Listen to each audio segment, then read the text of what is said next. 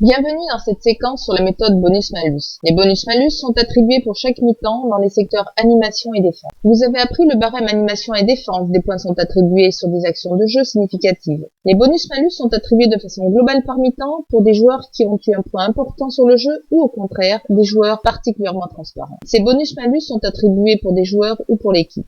Dans les sessions précédentes, vous avez vu qu'un joueur est évalué sur chaque action significative pour l'animation et la défense. Mais il manque des informations et c'est la fonction du bonus-malus global par mi-temps de les apporter. Dans l'animation, quand un joueur touche beaucoup de ballons, se rend disponible, fait des appels, cela n'est pas évalué parce que chacun de ces gestes est naturel. Mais vous connaissez le proverbe, les petits ruisseaux font les grandes rivières. Dans cet esprit, vous ajouterez des bonus-malus pour ceux qui font ou ne font pas beaucoup de ces petites choses qui finissent par compter sur une mi-temps. Même combat dans le secteur défensif. Il y a le joueur qui va au pressing, fait des courses pour se replacer, et celui qui laisse faire ce travail aux autres. Cela n'est pas noté sur des actions particulières, mais globalement, cela saute aux yeux. Je vous propose de comptabiliser votre nombre de réponses exactes, cela sera plus stimulant et vous apprendrez mieux. Prenez donc une feuille pour noter le numéro de chaque question et votre réponse. Ensuite, vous mettrez un point pour chaque réponse juste. On commence ce quiz par les bonus-malus qui concernent l'évaluation de l'animation pour l'équipe. Vous avez la vignette qui représente l'équipe d'Allemagne, victorieuse du Mondial 2014, les tombeurs des Bleus en quart de finale. On a une belle revanche à prendre. Donc cette vignette indique que l'évaluation porte sur l'équipe. L'équipe que nous appellerons A a dominé outrageusement durant toute la mi-temps. C'est une attaque défense. En gros, si vous voulez, le Barça contre Manchester City dans un match de Ligue des Champions. Quel bonus attribué à l'équipe A dans le secteur animation pour cette mi-temps? C'est bien sûr le bonus excellent qui rapporte 3 points. Le Barça a pu en collectionner quelques-uns. L'équipe A construit bien et détient la possession durant cette mi-temps. C'est le cas par exemple d'une mi-temps du PSG durant la saison 2014-2015 qui dominait beaucoup, mais parfois sans faire de vraie différence. Dans la saison 2015-2016, Paris a changé de braquet. Est-ce la patte d'Angel Di Maria qui est pour quelque chose? Quel bonus attribué à l'équipe A dans le secteur animation pour cette mi-temps? C'est le bonus bon qui rapporte un point. Dominer et contrôler le jeu est un avantage. En fin de saison, les équipes qui sont en tête sont celles qui ont eu la meilleure possession. Donc, on attribue un bonus de 1 point sur une mi-temps à une équipe qui construit bien et qui détient la possession. L'équipe a dominé avec des actions dangereuses et fréquentes. Quel bonus attribué à l'équipe dans le secteur animation pour cette mi-temps?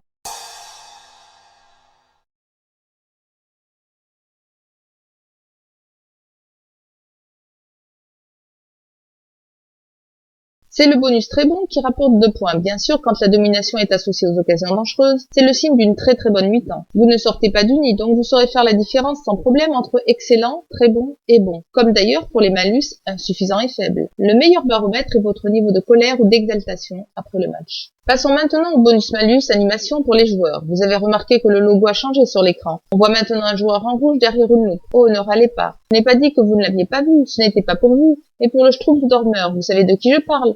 Votre pote gentil mais pas très vif derrière son écran. Beaucoup de ballons sont passés par ce joueur, il a donné le tempo. C'est par exemple Thiago Motta, mais le jour où il n'est pas dans sa forme olympique. Il distribue les passes décisives, je n'ai pas dit les taquets parce que ça c'est de base. Mais malin comme il le fait souvent à la sournoise. Quel bonus donc attribué à ce joueur dans le secteur animation pour cette mi-temps? C'est le bonus bon qui rapporte un point. Il a été utile dans la distribution et bien sûr son rôle a été bonifié par l'abattage de Blaise Matuidi aux 50 poumons et de ce petit génie espiègle de Marco Verratti. Bon, et votre score alors? Félicitations s'il est égal à 3 ou 4. Vous êtes sur la bonne voie pour obtenir votre certification d'analyste FPM. Vous aurez ensuite une deuxième partie pour consolider votre apprentissage. Résumons maintenant le barème bonus-malus pour l'équipe dans le secteur animation. Très forte domination, danger constant apporté. Bonus excellent, point 3. Forte domination, fréquent danger apporté. Bonus très bon, point 2. Bonne domination, action bien construite. Bonus bon, point 1. Domination subie, peu d'action construite. Malus insuffisant, point moins 1. Milieu de terrain complètement dominé, malus faible, point moins 2. Résumons maintenant le barème bonus-malus pour le joueur dans le secteur animation. Insaisissable créatif dépositeur du jeu. Bonus excellent, point 3. Vista accélérateur de jeu distributeur. Bonus très bon, point 2. Touche beaucoup de ballons, donne le tempo. Bonus bon, point 1. Assez transparent, peut inspirer. Malus insuffisant, point moins 1. Mauvais choix, brouillon, faiblesse technique. Malus faible, point moins 2. Pour chaque mi-temps, l'évaluation des secteurs animation ou défense est composée de 3 tranches. La première tranche est l'évaluation de base selon le poste. La deuxième tranche est l'évaluation selon les actions de jeu. La troisième tranche correspond au bonus-malus. Voici le tableau de l'évaluation de base selon le poste. Un avant-centre a peu l'occasion de s'illustrer dans le travail défensif. Aussi, son évaluation de base est de 11. Dans l'interface de la plateforme, ces valeurs vous seront rappelées, donc vous n'avez pas besoin de les mémoriser.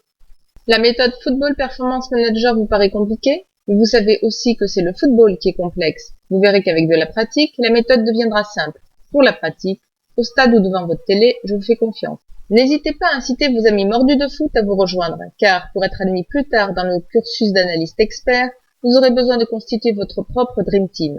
Bon match et à bientôt.